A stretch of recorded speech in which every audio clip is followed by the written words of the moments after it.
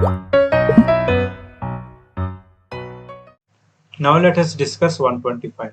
What is the change in oxidation number of carbon in the following reaction?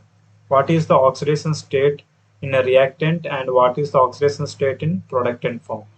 Okay, now let us calculate the oxidation state of CH4 in reactant. Carbon becomes X. Why? Because we have to calculate the oxidation number of carbon. We know that charge of hydrogen is +1 equal to 0. X plus 4 equal to 0. Then X becomes X equal to -4. Okay. The next one. The oxidation state of CCl4. We know that carbon becomes X. Why? Because we have to calculate oxidation number of carbon. That's why carbon becomes X. Here the charge of chlorine is -1 equal to 0.